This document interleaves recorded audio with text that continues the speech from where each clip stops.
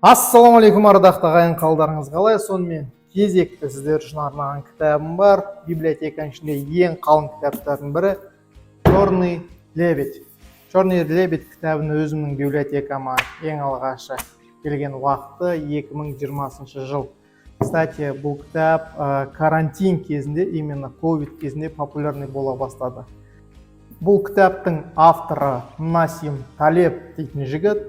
Ол жігіт американец, конечно, как менің кітаптарым барлығының авторы, кажется, американецтер сияқты.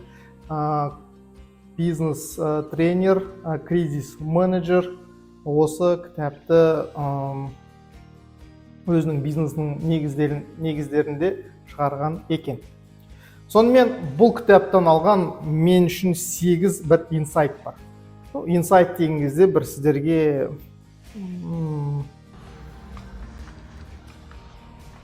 Сонымен бұл кітаптан алған негізгі 8 инсайтым бар. Мен өзім түсінген. Мен сол жайлы сіздерге қысқаша шолып жасап өтемін.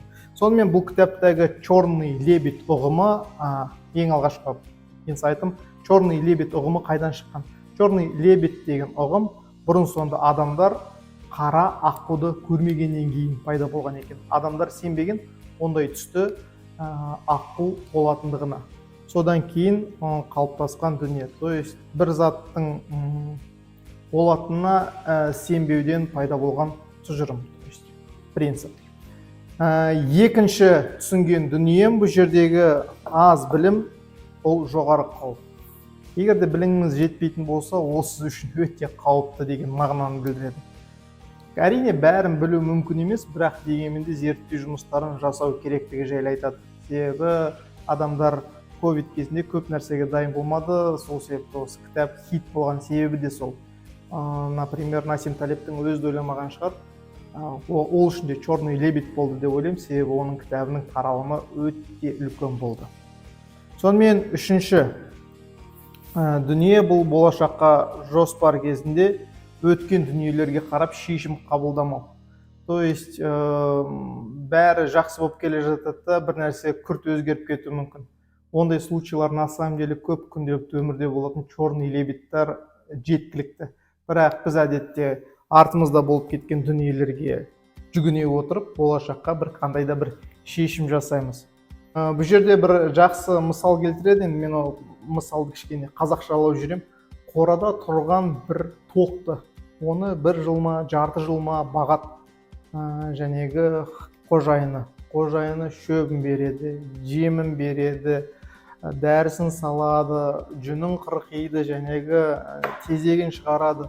Ол қой ойлайды, бүгіннен бастап өмірім осындай бал болды, аяғына дейін бал бола береді деп. Сөйтіп бір мереке береді, той-думан болады. Сөйтіп қожайыны оны сойып, конечно, дастархан алаңына қойып қояды, сонымен ол үшін черный лебедьтің көкесі болады. Үшінші инсайтым осындай. Төртінші инсайт алған нәрсе бұл ақпараттың масштабы. Себебі масштаб әртүрлі деңгейде болуы мүмкін. Кейбір ақпараттарды масштабировать ету әлде қайда оңай. Например, екі деңгейі бар бұл жерде. Өзгеретін ақпарат және өзгермейтін ақпарат. Егер де сізге бір адамды көрдім, салмағы 2 тонна или 5 тонна деп айтатын болса, бойы 10 метр деп айтатын болса, бұл өтірік жалған болуы мүмкін. Ал өзгеретін ақпараттар ол өсиетке жақын нәрселер. Сол себепті бұл жерде оқыған нәрсем, қандай да бір болашаққа прогноз жасайтын болсаңыз, абай болыңыз. Себебі ақпарат жалған болуы мүмкін. Бесінші инсайт бұл жерден алған ол өз-өзіңе сенімді болмау. Көптеген кітаптарда оқысаң, наоборот сенімді бол дейді. Именно бұл кітаптың ерекшелігі өз-өзіңе сенімді болма. Эксперттер жүрген, солардың мнениясын тыңдап. Бірақ көп эксперттер тыңдап қана барып бір мнение шығарды. Тоже енді кітаппен салыстырсаң, эксперттер мнениясы да қате болуы мүмкін. Бұл жерден двойной стандарт, но бұл жерде именно өз-өзіңе сенімді болма дегеннен кейін ғана мен үшін қызық болып, осы бөлімді мен өзіме инсайт қылып жазып алдым. Алтыншы инсайт ол бір қандай да бір қауіп қатерге бара жататын болсаңыз, қандай да бір риск жасағалы жататын болсаңыз, өзіңізді ақылды деп санамау, өзіңізді ақмақ деп санау деп бұл жерде осындай бір инсайт айтады. өзіңнің біліміңе сенбей, білмейтін адам сияқты сол жайлы көптеген деректер, көптеген ақпараттар, информациялар іздеу арқылы қандай да бір шешім қабылда дейді. Бұл жердегі меңзеп отырған нәрсесі, мен білемге салма. Осыны айтқысы келіп отыр. Және жетінші дүние, бұл жерде көрген, прямо орысша жазып қойдым, возможность.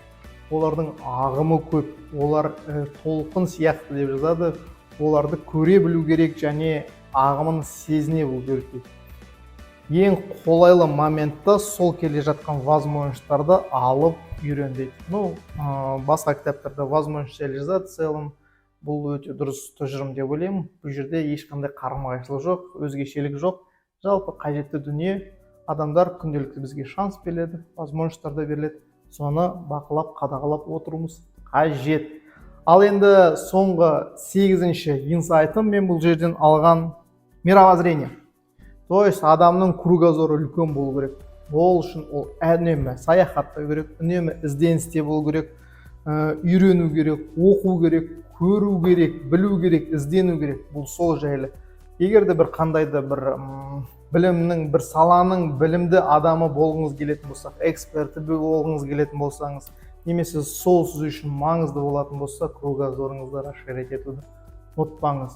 Кітап осы жайлы, жалпы кітап қалың болса да мен үшін өте күрделі болды, оқыдым, бірақ даже кейбір жерлерін мен түсінбеген шығармын.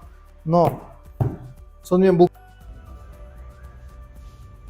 кітапты оқуға кеңес беремін бе, кеңес бермеймін бе? Скорее всего, мен сізге кеңес бермеймін бұл кітапты оқуға, потому что «Черный лебедь» деген жәнегі ең алғашқы бір сөйлеммен ақ тақырыптың әңгімесі ашылып қалады. Қалған бәрі осы тақырыптың терминнің аясындағы мысалдармен шектелген. Бұл менің жеке пікірім. Егер де осы тақырып сізге қызықты болатын болса, лайк басып, комментарий қалдыруды ұмытпаңыз.